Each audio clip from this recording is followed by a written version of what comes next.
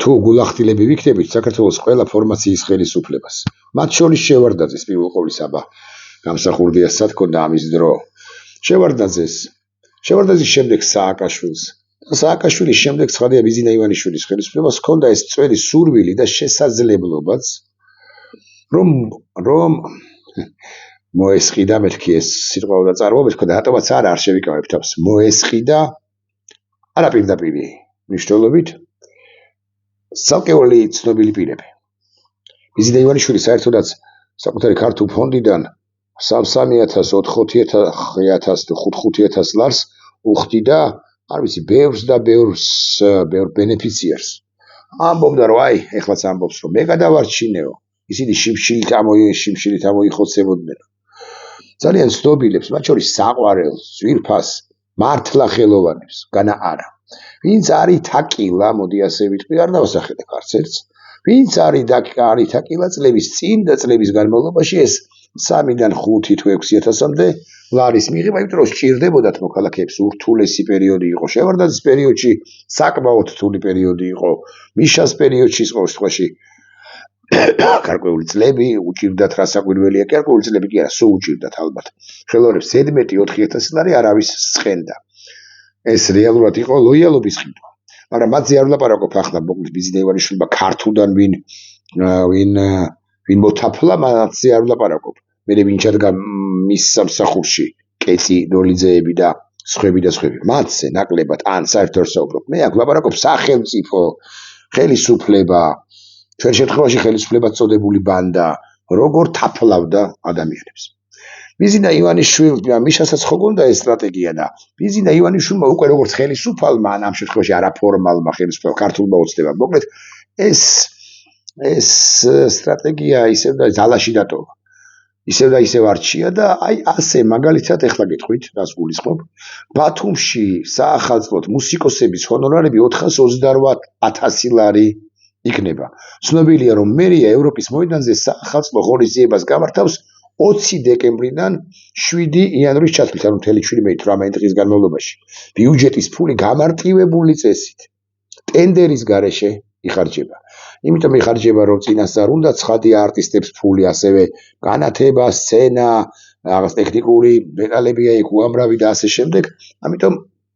ამიტომ გადაწყვეტილება მიიღეს რომ 1,667,609 ლარი დახარჯონ მთლიანად, საიდანაც 428,000 ლარი იქნება არტისტებისა. ბევრიაო ვინმე იტყვის, მაგრამ მეორეს მხრივ რო ჩავხედე ახლა 96 პერსონა პირი ან ბენდია და თუ გნებავთ გავყოთ ეს ეხლავე კალკულატორის მოვიშელიოთ 448 გავყოთ 96-ზე ბოდიში, ესე იგი უფრო კარგად რომ გავყოთ 448,000, ხო, გავყოთ 96-ზე, სულ რაღაც 4,667 ლარი გამოდის თითო არტისტზე საშუალოდ.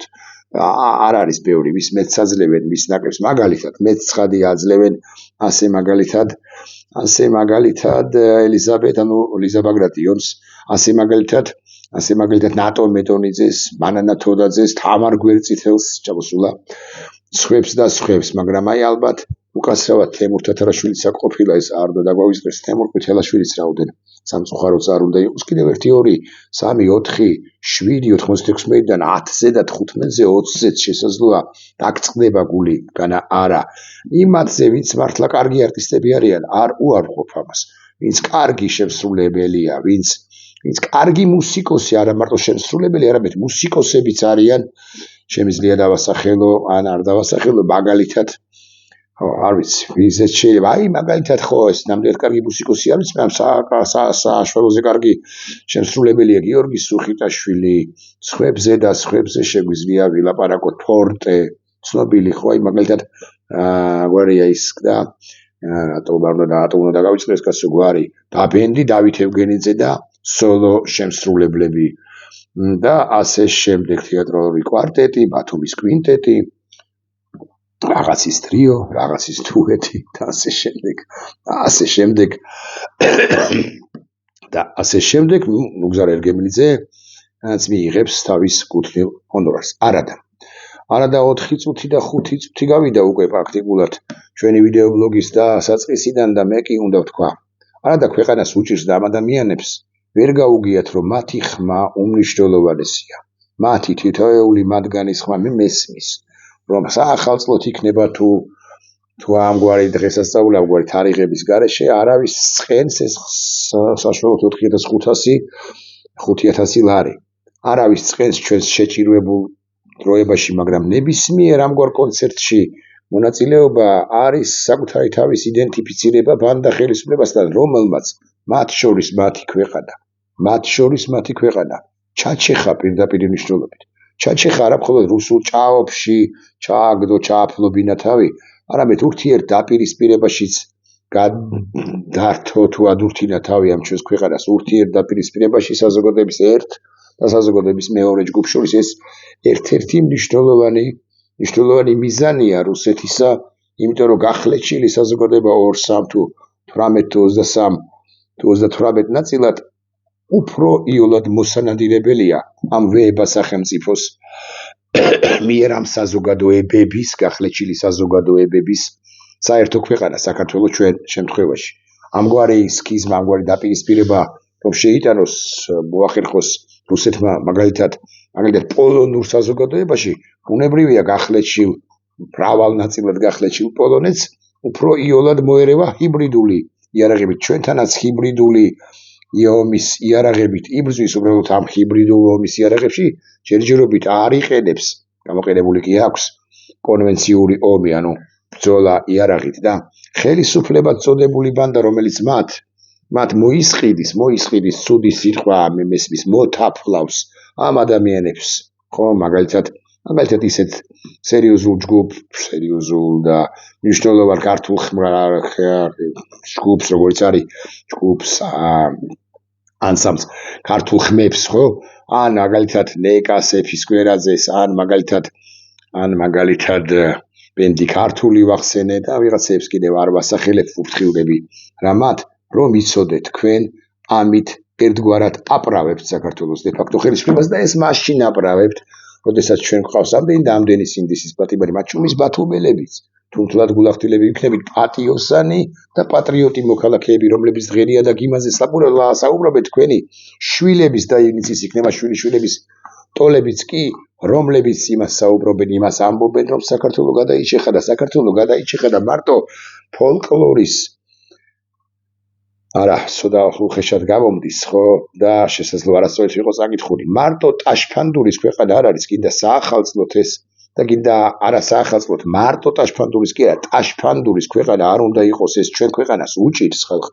არ გამუნათებთ, არავის არ მოგიწოდებთ, რომ მასზე გამოვარდეთ ახლა და უარი თქვათ ამ კონცერტზე და ამ ჰონორარზე. არა. არავითარი უფლება არ მაქვს, ისევე როგორც ბიზინა ივანიშვილის მიერ მოქალაქეების მოთაფლაზე ვერ თქვეს უარი ცნობილმა და ცნობილმა ადამიანებმა, როდესაც ბიზინა ივანიშვილი უხდიდა ინტელიგენციის წარმომადგენლებს წლების წინ გარკვეულ თანხებს, იმ ადამიანებმა, მათ შორის პატივსაცემ ადამიანებმაც ვერ თქვეს უარი, მაგრამ ბიზინა ივანიშვილმა გამოიყენა ეს საკუთარი პიარისთვის. ახლა ქართული ოცნებაც გაგიკვირდებათ და იყენებს თქვენ თავს პიარისთვის. ეს ის ქართული ოცნება, რომელიც დაშვება მოვახდინეთ ამის, რომელმაც თუნდაც 1% თუ არსებობს აი რეალისტურობის შანსი ამისა, ხო? ქიმიური იარაღი გამოიყენა საკუთარი მოქალაქეების წინააღმდეგ და თქვენ ამ ქართული ოცნების, ამ ხელისუფლებისაგან იღებთ თანხას, ღმერთმა შეგარქოთ კაცო. გასაკვირველია თითოეულ თქვენგან სჭირდება უკეთესი და უკეთესი სუფრა, უკეთესი და უკეთესი უფრო მდიდარი სუფრა საჩუქრების გაკეთება თქვენივე ოჯახის წევრებისთვის. ღმერთმა შეგარქოთ, შეგარგოთ კიდეც თუ ხდებოდ. შეგარგოთ, რა საკვირველია. მაგრამ თქვენი იდენტიფიცირება როგორც კონფორმისტი მომიტევეთ, რა საკვირველია. ბევრ თქვენგანს უზარმაზარ როგორც შემსრულებლებს და როგორც მუსიკოსებს მე პატივს ვცემ თქვენზე ნიჭიერები შეიძლება ბევრ ქვეყანას არ ხავს. რა საკვირველია თქვენზე მაგრები არ ხავს, მაგრამ მომიტევეთ, მაგრამ ეს ის გზა, რომელზეც თქვენ ჩემი მოსაზრებით არ უნდა დამდგარიყავით და ზუსტად ისევე უნდა გაგჭირვებოდათ, როგორც ქართულ ოცნებასთან სულ ურთიერთობაში მყოფ თქვენივე კოლეგებს და ბევრი თქვენგანის მეგობრებს, რომელთა დასახელებაც გასაკვირველია, შემიძლია დავასახელოთ ცალკე დატო მეტონიძის მეგობრები, რომლებიც ამგვარ და სხვაგვარ საახალწლო კონცერტებში ვერ ხვდებიან. მე შემიძლია დავასახელოთ ცალკე ნუგზარ ერგემლიძის, ცალკე თამარ გვერწითელის, ცალკე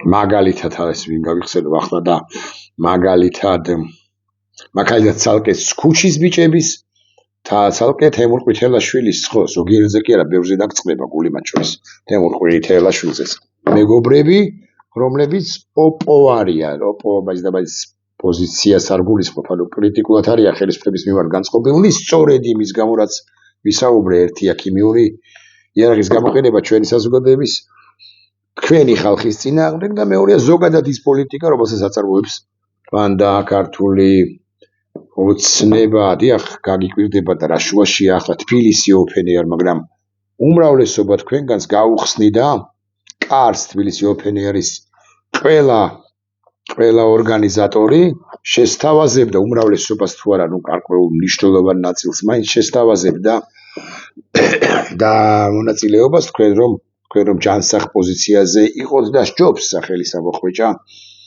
ყოველსა მოსახვეჭელსა, იმიტომ რომ იმაზე უფრო დიდი რაც გააკეთა ასე მაგალითად ნანი ბრეგვაზე თბილისი open air-ზე მიმდინარე წელს, იმაზე უფრო დიდი საქმე ამ დიდ ხელოვანს, დიდ შემსრულებელს გაგიკვირდებათ და არ გაუკეთებია კატა ბურჭულაძეზეც იგივეს ვიტყოდი ამ სოფლიო ბანზე და რომელ სცენაზე არ ნამყოფ, რომელ სცენაზე არ მდგომ